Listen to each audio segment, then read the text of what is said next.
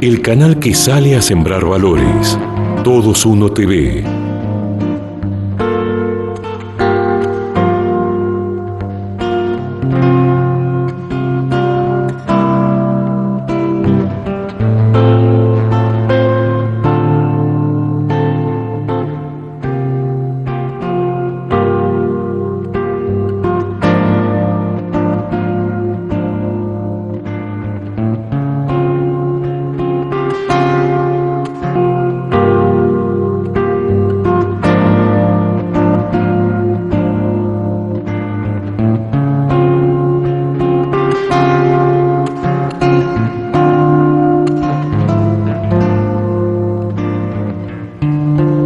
Trochita Cultural.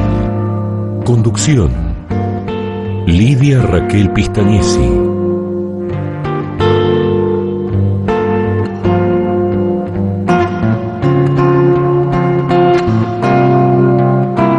El canal que sale a sembrar valores. Todos Uno TV.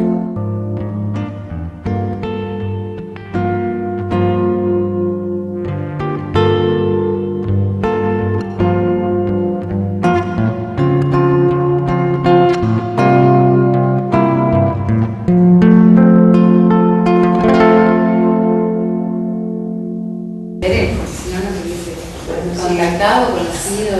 No importa, somos mucho más que dos. Alguien me dijo, mira, y me mostró el libro. Bueno, yo pienso que podría invitarla y me pasaron el número de teléfono. Y bueno, una de las cosas que me interesó sobremanera era que era una autora que había vivido en Longchamp y que había contado una historia que estaba relacionada con uno de las localidades del municipio. Entonces dije, bueno, qué mejor. Acá nosotros también tenemos una filial de SADE, autores locales, gente que trabaja mucho, y digo, bueno, sería de mucho interés que esto digamos, o si bien llegase a dedicarlo o no, o si querés, podríamos reeditar una presentación, una reedición, o como Lo que pasa es que consideres. el libro fue presentado en muchos lados y hace años. Por eso, pero la generación nueva no lo sabe. Sí. Entonces, quizás a veces es necesario volver a representar, volver a presentarlo, ¿no? La biblioteca tiene un salón. Pero yo no conozco. Yo representé a Almirante Brown en el 2001 en la Feria Internacional del Libro, con poemas en azul. Y después allí conocí a la gente del Ministerio de Educación y quedé en el staff del ministro Porto, y durante 4 años los presenté 10 libros representando el ministerio. Ah, pues bueno, Sí. bueno, nuestro subsecretario trabajó, ayer estuvo con Sí, en Fondo de Desarrollo, me dijeron. y nuestro subsecretario Muy buena persona, de educación. trabajó mucho por educación. Bueno,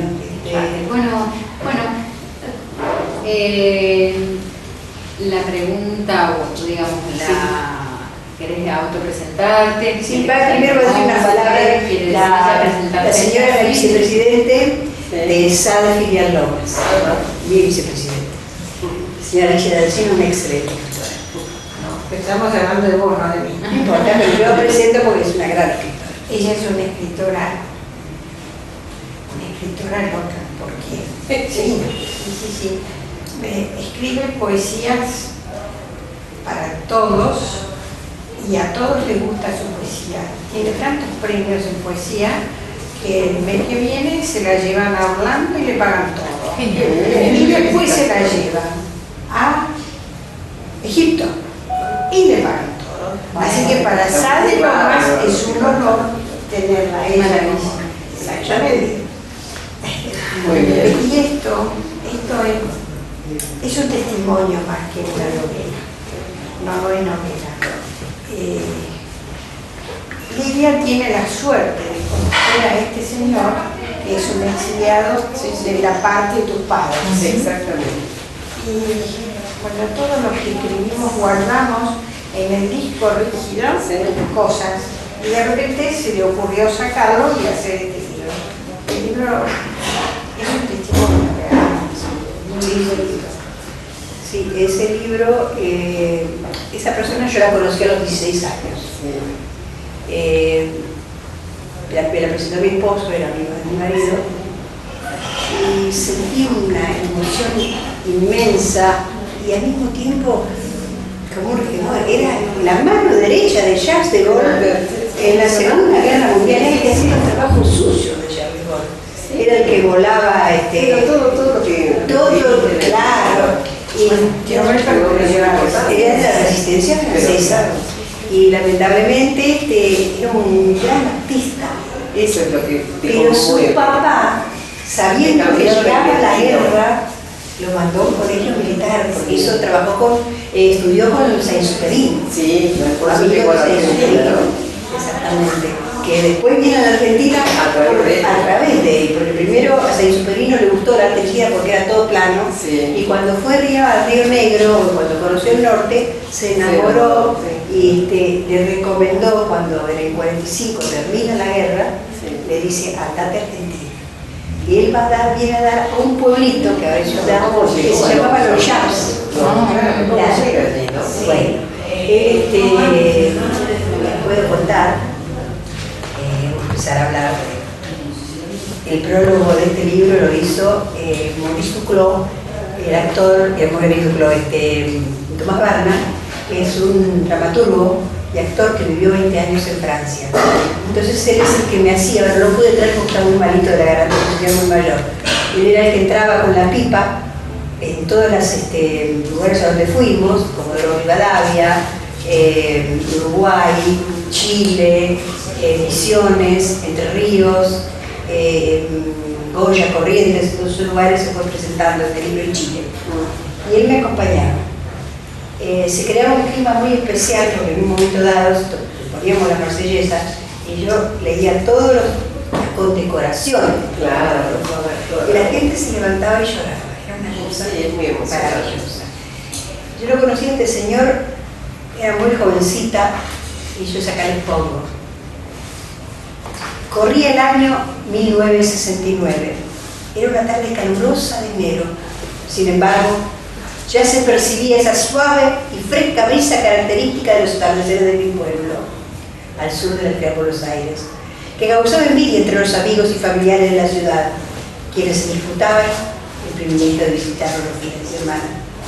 Nuestra pinturería estaba ubicada en la calle principal del pueblo, a media cuadra de la estación ferroviaria, lo que representaba un constante movimiento de personas, beneficioso para el comercio del lugar.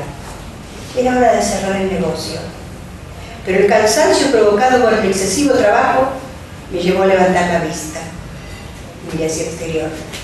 En el umbral de la puerta, un hombre mayor me observaba sonriente, alto, delgado, elegante. Una pipa colgaba displicente a un costado de su boca. Avanzó hacia mí con paso marcial. Advertí una leve reguera en su pierna izquierda. ¿Nena? ¿Eres la hija del dueño? Había en su pronunciación un marcado acento extranjero. Contesté entre sembrada y risueña. No, señor, soy su esposa. Una contagiosa carcajada inundó el recinto. ¡Hola, la! Héctor, ven aquí, ladrón de cunas. Él salió sonriente y se abrazaron. Después de unos instantes, ambos se acercaron a mí. Lidia, te presento a un gran amigo, Maurice Duclos, la mano derecha de Jacques de Gaulle en la Segunda Guerra Mundial. Un suave cosquilleo recorrió mi cuerpo. Miedo, admiración, no podría explicarlo. Tenía ante mí nada más ni nada menos que el coronel Saint-Jacques, azote de las tropas nazis durante la ocupación de Francia. Sin duda él comprendió mi estupor, pues besando mi mano era muy galante. Nena, soy un anciano pacífico y feliz. Desde hoy tu amigo. Y así fue, porque a través de los años aprendí a conocer al hombre y al militar. Tenía un enorme chalet ubicado en las afueras del pueblo o ciudad. El interior de su casa estaba decorado con un gusto exquisito. Sobre todo el amplio living, en cuyas paredes, iluminadas por dos grandes ventanales, se podían mirar valiosísimos cuadros, con decoraciones, armas y trofeos de guerra. La pared más amplia estaba cubierta por una biblioteca. En sus noches de insomnio alteraba la lectura con la música. Conocía el contenido de cada uno de sus libros. Admiraba a Cronin, a Baudelaire, a Borges, Ingeniero, Neruda, Cortázar, Cervantes y otros grandes. Escribía maravillosos poemas que solo conocíamos sus allegados. Me duelen los recuerdos.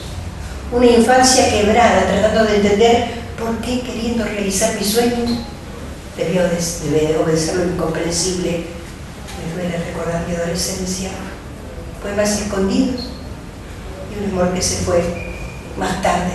El horror y la locura, mi país, la metralla, las calles de París enmudecidas ante el paso implacable del invasor y una furia interior borrando el raciocinio.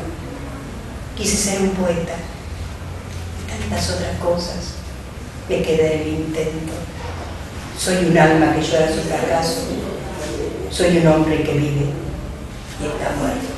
Probablemente tu padre haya tenido las mismas sensaciones. Claro. Inclusive, como somos de la zona norte, y ellos hablan, ¿no?, de la invasión Sí. de los alemanes, Exacto. de entrar al interior, pero que al final logran llegar y meter, dar toda la parte norte para que los alemanes Claro.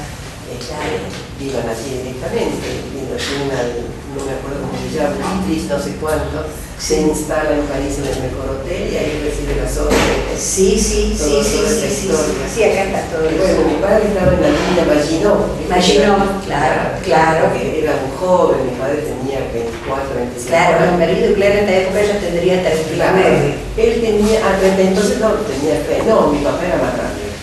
Él nació en 1800. Sí. 1910. No, mi papá era del 1910 y él era del 904 o 6, no, ya. Claro, 6 años, Sí, bueno, sí. unos años mayor que Claro, él. claro. Y él, mi papá cuando la línea Maginot traspasaba con los alemanes, se desparraman por todos lados y los que los conducían les dicen, huyan. Y fíjate lo que le pasa a mi padre, el grupo con el cual iba, pasan delante de la casa de la esposa de él, o sea, de mis abuelos. Y el pobre toca y se mete en la casa de los abuelos y deja el regimiento. ¿Qué pasa en la casa? O sea, mi abuelo, el padre de mi mamá, le dice, no, Luis se llamaba mi papá, no, Luis, no puede ser desertor, corra y vaya a recibir a su Era una deshonra, como le pasó, claro. Entonces, con una bicicleta, mi papá contaba, ¿no?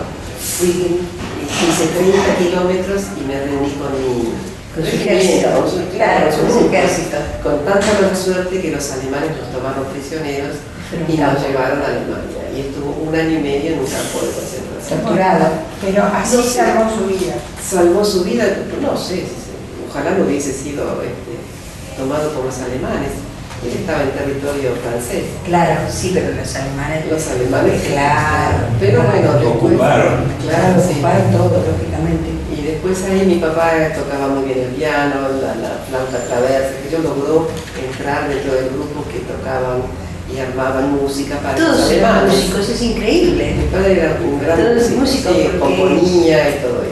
No sé si recuerdan ustedes la música Sábado Circular de Mancera. Sí, claro. Que Maurice Duclos iba a su programa Ah, y ¿sí? tocaba la marsellesa con un serrucho.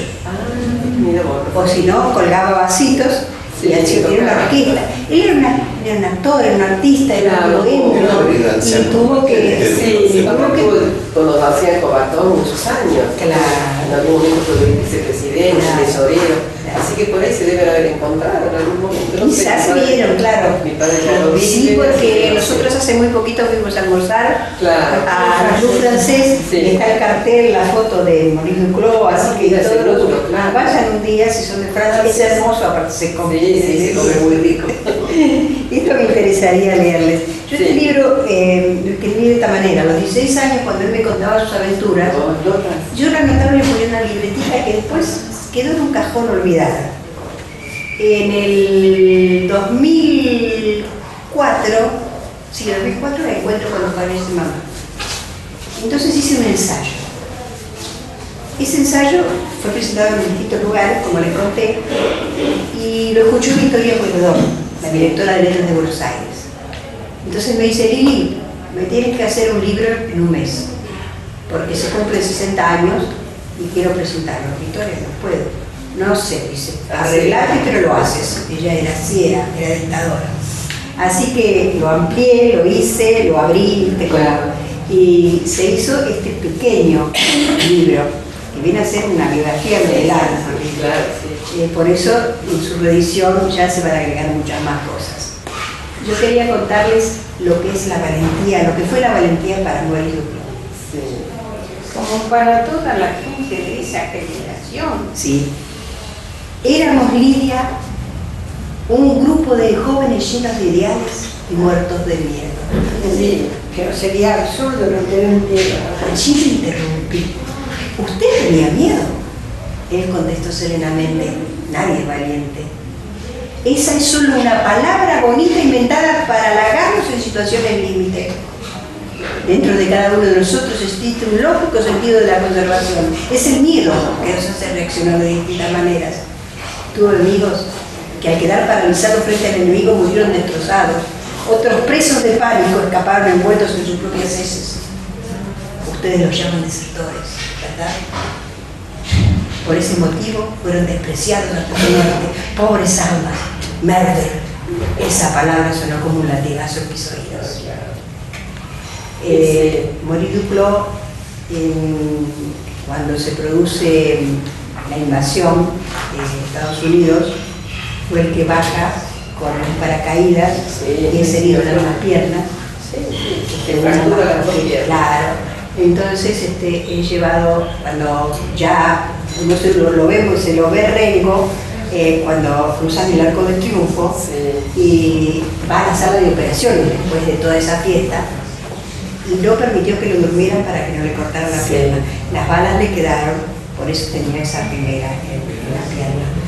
Él tuvo muchísimas condecoraciones. Como somos poquitos lo leo, no hay problema. Con el pecho cubierto de medallas se radicó en la Argentina, quizás influenciado por las anécdotas escuchadas en labios de su gran amigo Antoine de Saint-Exupéry.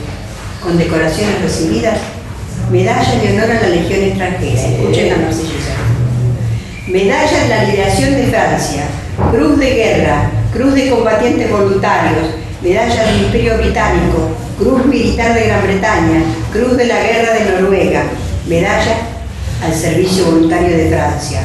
En Argentina, los excombatientes franceses siempre lo tuvieron como ejemplo, agregando a esta lista varias condecoraciones más. Así llegué a tu país.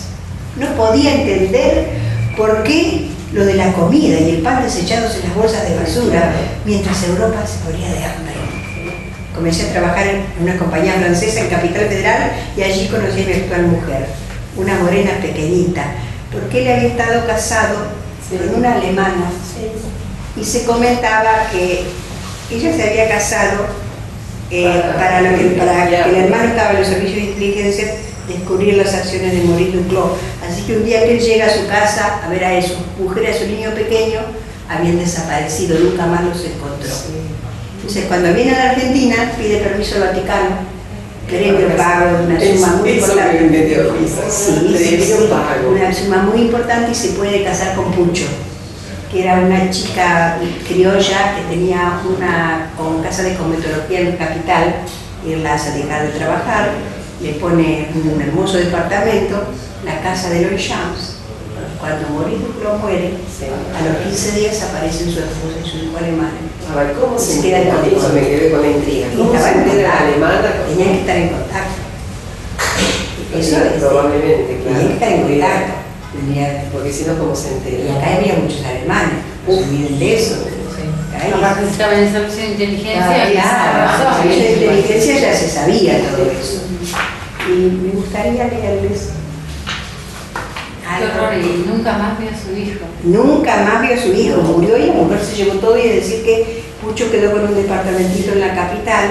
La mujer logró sí, rescatar todo. rescató todo, porque tenía un hijo. Entonces yo traté de entrevistarla, la busqué la guía, cuando la quise entrevistar no quiso. No quiso. No quiso. Yo le dije, no la quiero importunar, simplemente por un libro. No, ya me dijo, de allá no quiso que la entrevistara. Cuando Charles de Gaulle se asume la presidencia de Francia, le ofrece un puesto a él. Sí.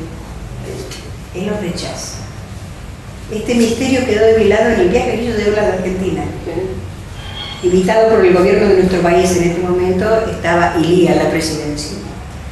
La anécdota quedó para el recuerdo. Boris Duclos llegó al aeropuerto de Ezeiza justo cuando el avión aterrizaba.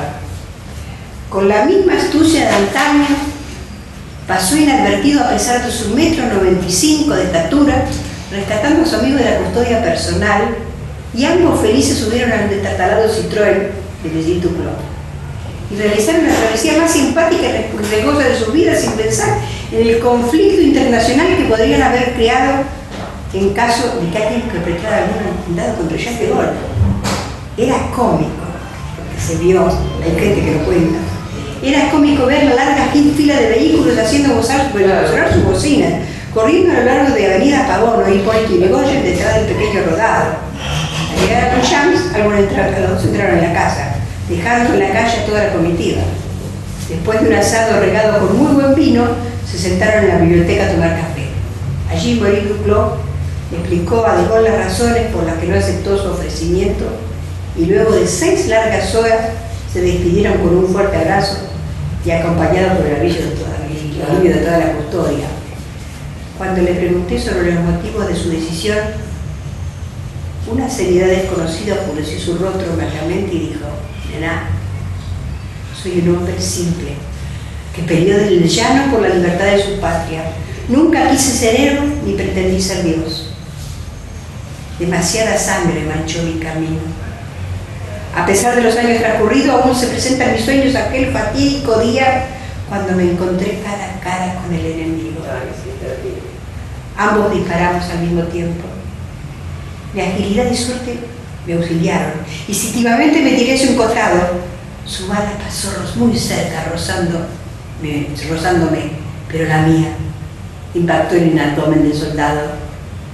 Me acerqué y lo tomé en mis brazos. Vi sus enormes ojos azules. La herida era mortal. Sostenía su vientre con las manos empapadas en sangre. Era apenas un niño. De sus labios amoratados escapó una palabra: mamá, mamá. Y luego murió. Un día, ante Dios tendré que rendir cuentas. Era una guerra, lo sé. Los sacerdotes bendicen a los ejércitos, también lo sé. Pero me obligaron a matar, y eso no puedo olvidar. Sí, está muy lindo, es un libro muy emotivo. Si me quieren hacer alguna pregunta. Claro, cuando contás la parte que él lo llaman de la resistencia, que vuelve a Francia, Sí. ¿qué problema? ¿Por qué lo tratan de porque desertor? él vuelve a Argentina porque no quiso, en el 45 no quiere seguir. No, eso está bien. Se termina la guerra y se viene para Sí, acá. pero la parte, él pertenecía a la parte La resistencia radical, de a la parte, todo. claro. Estaban los Y comunistas, en ese estaban- momento estaba el comunismo Sí, español, sí. entonces lo acusan a él de que es un traidor a la patria. Traidor a la patria. Entonces automáticamente le avisan de Francia a sus amigos, Claro. y él se toma un avión y Se va va. para allá, sí. Y se presenta en el juicio con todos sus papeles, con todo, y sale limpio, estaba limpio.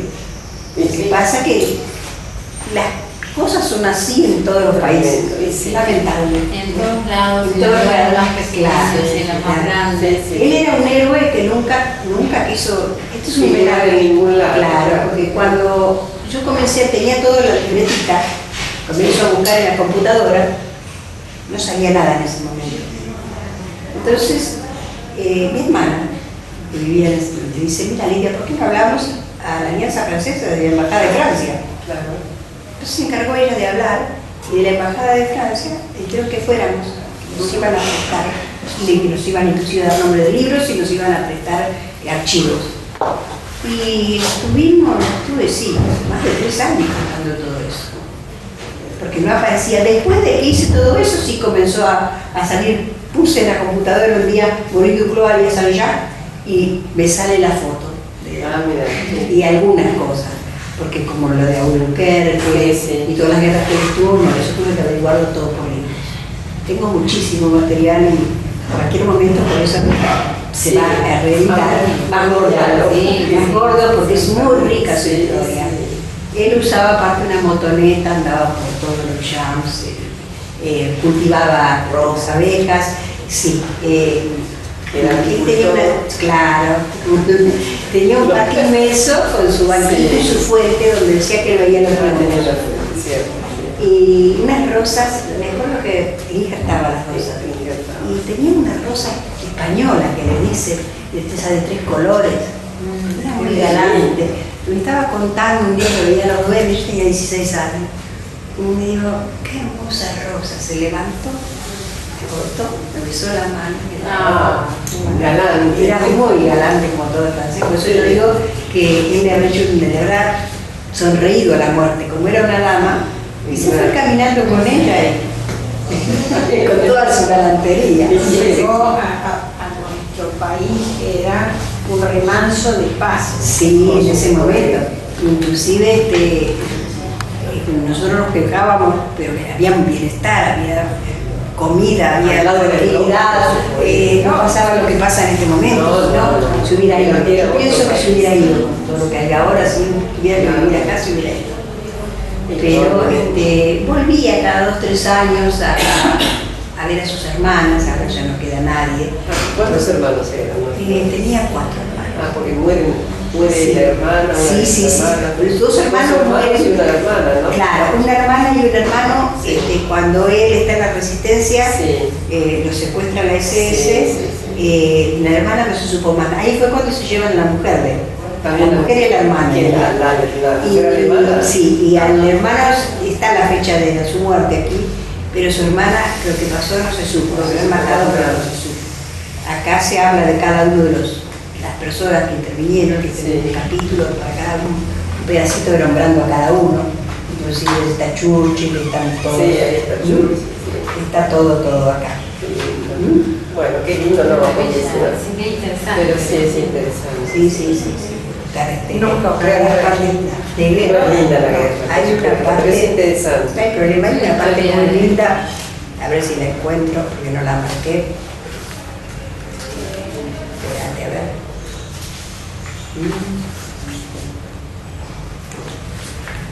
Supe por el propio Duclos de su esposa alemana. Sabes, pequeña, la conocí antes de la ocupación de Francia. Era muy hermosa. Nos enamoramos y decidimos casarnos. Quizás fue una decisión demasiado apresurada, pero estábamos en guerra. Y en una guerra los minutos cuentan.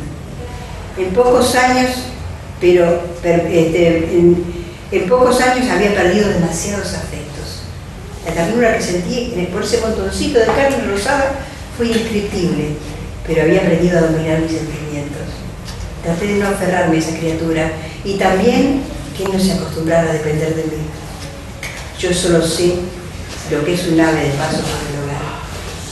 La vida militar es muy dura, más aún ante las noticias llegadas de Polonia, invadida, sembrada de campos de concentración, donde niños, jóvenes y hombres y mujeres y ancianos inocentes marchaban hacia su propia muerte, aberrante, tratando de cubrir su desnudez con las manos en un último acto de dignidad. Yo mismo escondía en mi bolsillo izquierdo una pastilla de cianuro para tomarla en caso de ser capturada. Así es terrible. Es historia novelada. Es historia novelada, por eso yo digo, Maurice Duclos, alias Saint-Jacques, nació en Neuilly-sur-Seine, Francia, el 23 de noviembre de 1906. Fue amigo entrañable de Charles de Gaulle y su mano derecha durante la Segunda Guerra Mundial. Ambos armaron un perfecto tablero de ajedrez y lo pusieron en marcha. Cada pieza del mismo se movió de manera precisa, logrando así mantener en vivo a los comandos e inteligencia alemana durante la ocupación de Francia. En el año 1945, una vez liberado su país, viaja a la Argentina, estableciéndose en un pueblito del Gran Buenos Aires llamado Les Champs. En la actualidad, esa casa está abandonada. Las malezas cubren el lugar como queriendo borrar su recuerdo. Hoy llega a ustedes, amigos, para ustedes también, A la sombra de la gloria, mi primera novela histórica. En ella trato de rescatar a este ser humano que, amando la paz, tuvo que pelear por su país, olvidando sus sueños y dejando girones de su vida. Su nombre, Maurice Duclos o Don Mauricio. Don Mauricio. Como lo llamaban así.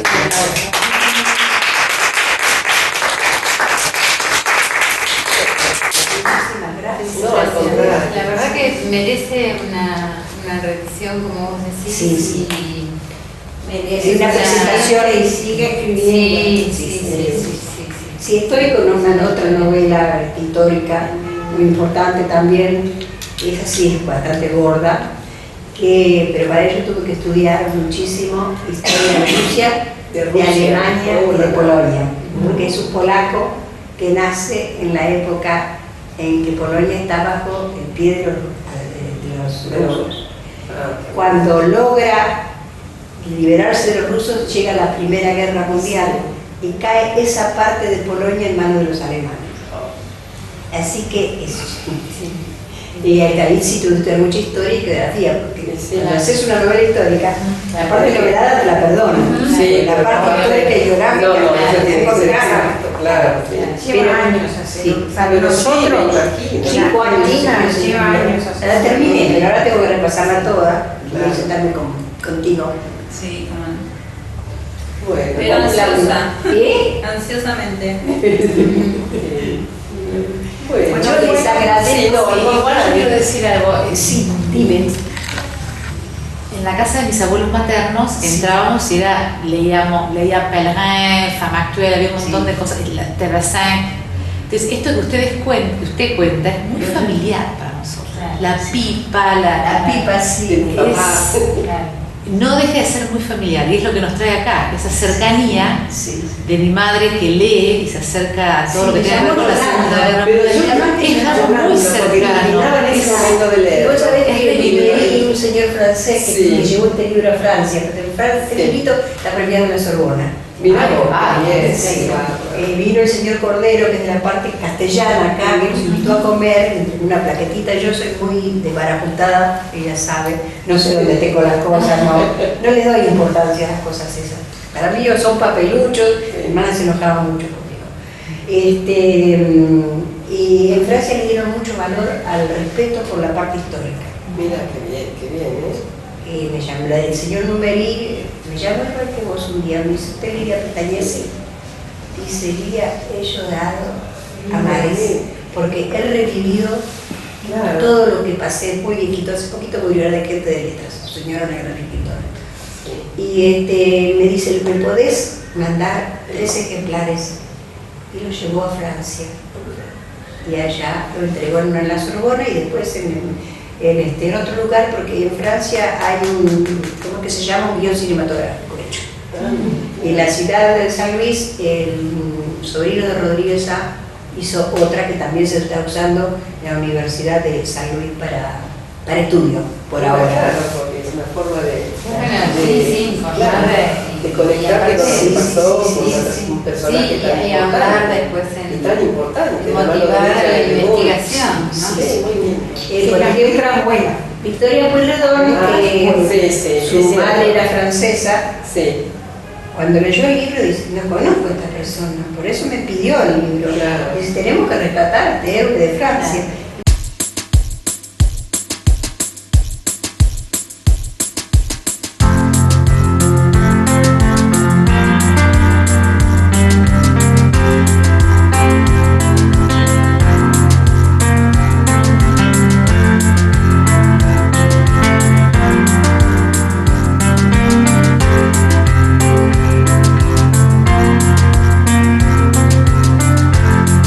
Atrapa la caricia, nos rajamos del olor, no queda ni un picaflor para alguna poesía. El canal que sale a sembrar valores. Todos Uno TV.